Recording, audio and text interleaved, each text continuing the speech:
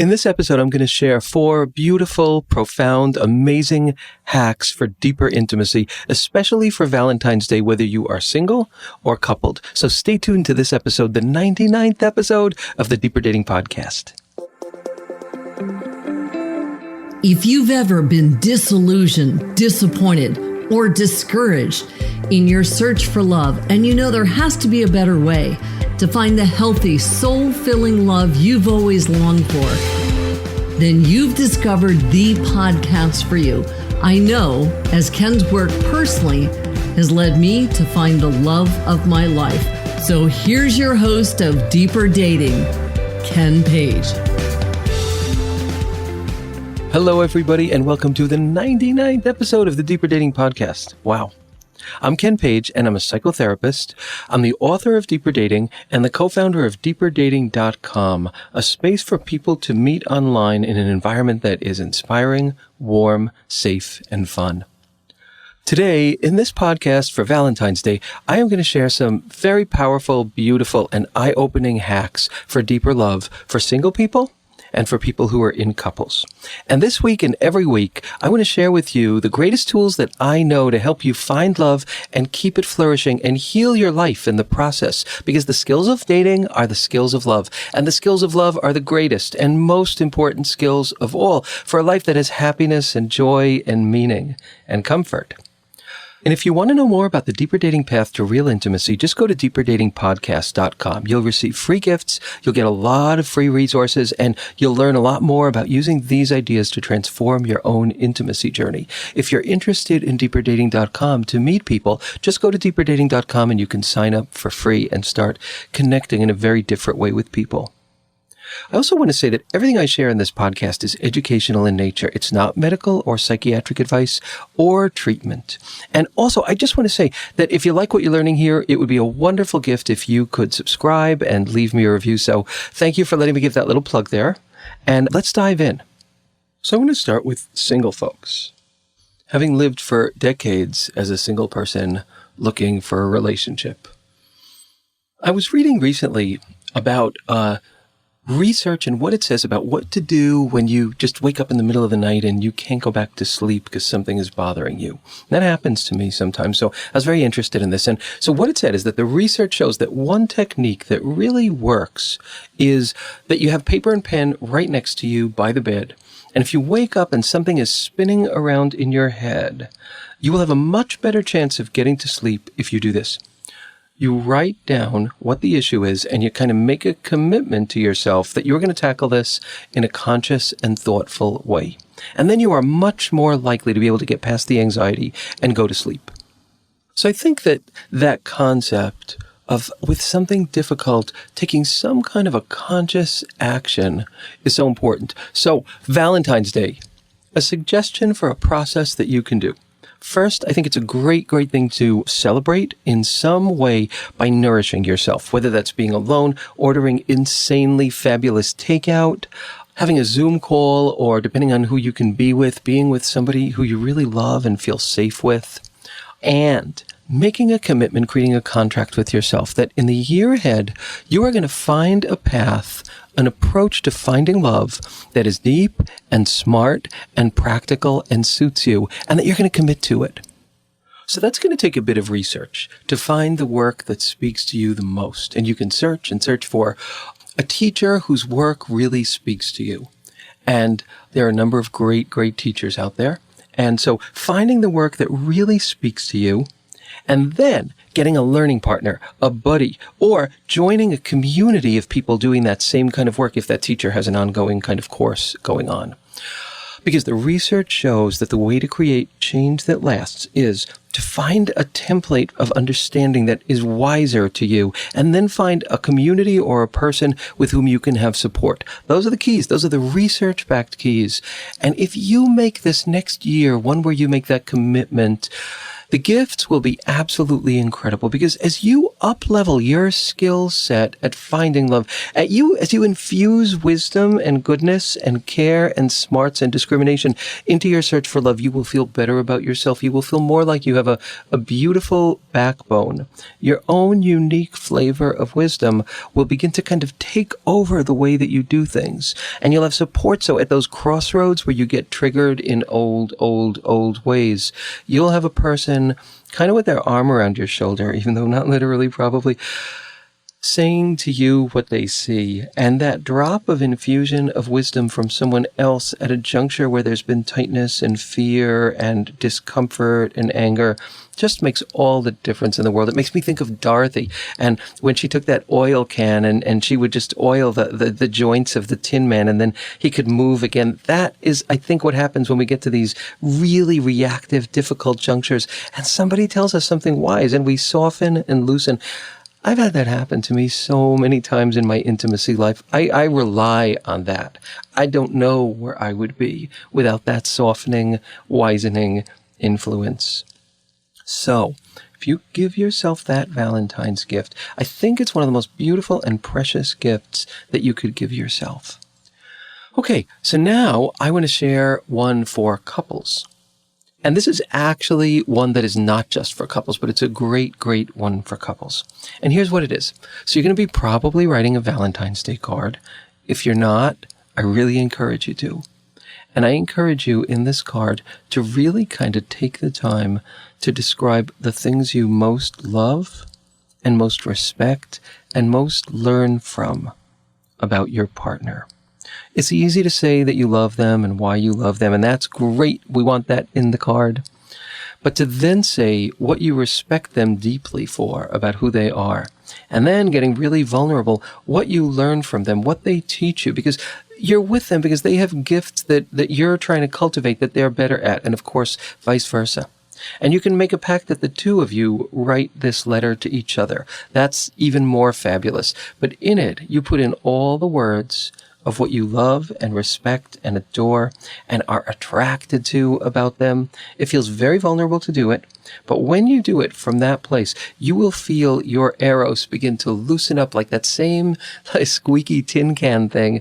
You will find your heart and your love begin to loosen and your eros begin to loosen up again.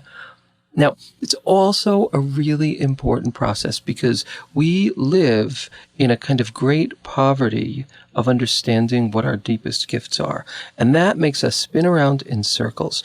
It's very hard to go forward into a difficult world if we can't name the treasures of our being, our core gifts, which often have been stepped on or taken advantage of, but which are the treasures of our being, and which our life task is to learn to become heroes around those qualities. And your loved one can name those for you. So it's a beautiful process, and it will last. It'll last for you because the things you get taught, because we need to be instructed in our deepest gifts. And the things that your partner will learn, the closeness that will happen, the way that both of you will be able to rest in a place of, this is what they think of me. They might be really annoyed at me now. I might have been a pain in the ass. We might be going through a really difficult time, but there's a shelf I can rest on, which is they do think this about me. They feel this about me. And we can hold that to our hearts and reframe and rename our journey based on that understanding. And we can move ahead remembering how much we're loved by this person, because it's so easy to stop remembering in day-to-day life how much this person treasures us, loves us, needs us, adores us, not in all moments, but in an essential general way. So that is a practice that the two of you could do together. It is just, or the three of you, or it is just fabulous. And you can do it with anybody you love. This could be a Valentine's gift. And I love when my child was really little, everybody gave Valentines to everybody else. They're these little like tiny Valentines, and everybody gave them to everybody. And I think that's what Valentine's Day should be. So you could do this process to single folks with friends, and coupled folks, you can do this with other people that you love too. Okay, next, single folks. There's so many different things. But I want to encourage you, this is just a quick one, but I want to encourage you to look at the new wave of dating sites and functionalities, using video, using ways to connect. And I will say that my husband and I have put heart and soul into this new event, which is called Deeper Dating. And it's actually experience events online, as well as an online platform. And it's built with love and for love. It's built to incubate intimacy every step of the way throughout the process. So we'd love to have you join, and you can join for free and connect with people for free too, and hear about upcoming events in your area. So this gives me great joy to be able to tell you about. So the next thing, though, the next kind of process or hack that I would love to share with you is one of my very, very, very, very, very favorite processes in the world. I do it pretty much every day. I have a buddy that we share our inner mentor processes with, and I'm going to tell you what it is. You're going to discover your inner dating coach. Okay? So just follow me along with this. I just want you to imagine yourself. I'm going to keep it pretty brief. You can find recordings of this. There's an entire episode. It's episode number 3, focused on this exercise. But here's a quick one. I'd like you to remember a time that you felt like your love was flowing freely and beautifully, and there was that wonderful, wonderful sense of love, not with someone who betrayed you. It doesn't have to be with someone you're with now, but when you do it, I don't want you to do it about a relationship where there's the flavor of betrayal in it. So someone with whom you could think of this and remember the good in a very rich way. A time that you felt like really the love flowing between you and another person. It does not have to be a romantic partner. It could be a child. It could be a grandparent. It could be anything. It could be a pet. But the way that it feels for you when love is flowing, when that oil can has really kind of lubricated your being and love is moving through you. Just remember, you don't have to remember perfectly, but just remember the wonderfulness of that. Good, good. And now I want you to remember a time that you felt really comfortable in your own skin, and how marvelous that feels to feel comfortable in your own skin. It could be at any point in your life, and you don't have to bring it back perfectly. It could be a gentle, gentle wisp of a memory that comes in and out. It doesn't have to be really strong or crisp, but a time that you felt that, and how that felt. And we're going to do one more. A time that you got through a relationship difficulty in a really good way with someone who could listen to you, where the two of you moved to a new positive place together. And you remember that there was learning in it and growth for you. It didn't have to be a big change, but it was something where you said, I've just learned something about how to love, and how that felt, how that feels in your heart. Good. So now I just want you to imagine, and it's a fantasy, a you who loves freely as you, a you who stands in his or her or their own feet, loving as you are from the heart and the soul and the core of who you are. This is just you, like the you that you're meant to be when you're fully unfurled in love. Just picture that you. You don't have to earn it or be it right now, but just imagine it. Imagine that you. What this being's face looks like, how it feels in this being's heart. And now, I'd like you to imagine that you jump into this self, this inner mentor, this you that you're meant to be. Just jump in. It's a fantasy. It's just a fantasy, but it's also not a fantasy because you know what it feels like on some level to be this being, because you're in some ways almost there.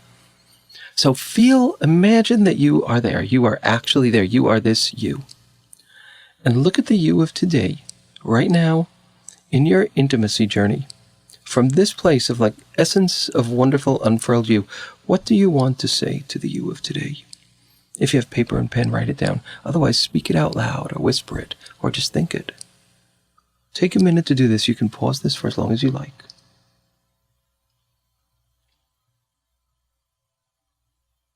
Beautiful, beautiful.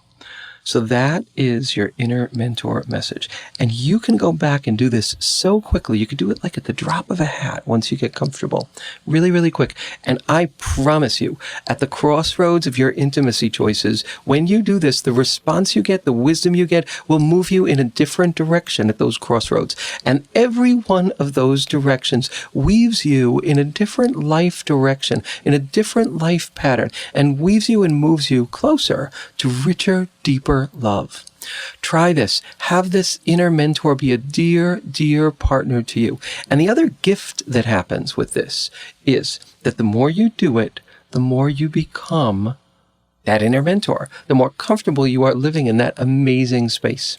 So this is a treasure of an exercise, and I encourage you to use it, to do it every day, to do it really quickly, but watch what happens. You're just going to love what happens. So next, this is for couples, and it's pretty cool. It's called the marriage hack. This is a technique that is very, very highly researched. It was developed by Eli Finkel, very renowned relationship expert and researcher. So the marriage hack, and you can do this with close friends too. You can do it in all kind of relationships. But this is an exercise that what Eli says is that it is the best 21 minutes that you will spend all year if you want to improve your life. So the research shows that the quality of your spousal relationship affects the quality of your life more than anything else, including your health. Pretty wild.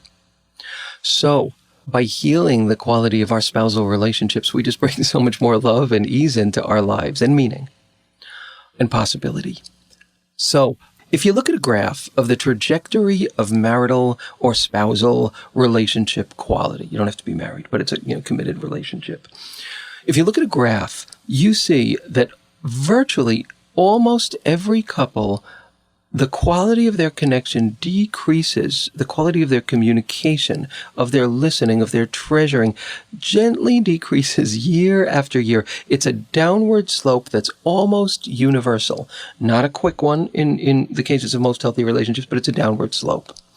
So this exercise, basically, wherever you're at, it won't raise you, other things will. It won't raise you to a higher level of your slope, but it will stop the slope from going downward, which is why the sooner you begin this process, Eli says, the better for you. So here's what it is. And it's very much like the inner mentor process, and you could actually even add the inner mentor process if you like. But so here's what it is. 21 minutes. The first thing that each of you do together is to think about a recent argument. And it's an argument that kind of captures a stuck point in your relationship. It's a kind of argument or stuck place that happens again and again. And you are going to write down the experience of a recent argument where this happened to you. Maybe it's nagging, maybe it's around sex, maybe it's not feeling listened to, maybe it's differences in how you relate to money or the children or politics. But first, just write down what that is. Then, you're going to write 3 different things. Each of them is going to take 7 minutes long. You're going to think of this conflict and you're going to imagine a neutral third party that wants the best for everybody. Wants the best for both of you and for the two of you as a couple and for each of you individually. A neutral third party that wants that. Now, you may even tweak that a little bit, I think, and make it like a very wise being. But the research shows doing this exercise with thinking of a neutral third party who wants the best for everybody. And you're going to write about what this neutral third party would tell the two of you to do to handle this. Again, a neutral, wise third party who wants the best for both of you. And write down 7 minutes what this person would say to you, to the two of you, to help you both get through this. The second question you'll answer for another 7 minutes, each of you will do this, is what do you think are the obstacles that you're going to confront when you try to adopt this new approach or perspective? You're going to write about the obstacles that you think will happen for you as you try to make this change. Both of you do that, 7 minutes. Third 7 minutes is you write down what you can do individually and as a couple to surmount those obstacles. So what Eli says is that the greatest determinant of a healthy relationship is how the couple handles conflict. That's the greatest determinant of a good relationship. So this gives both of you the space to think in really different ways and to think in kind of more conscious and more caring and more compassionate ways.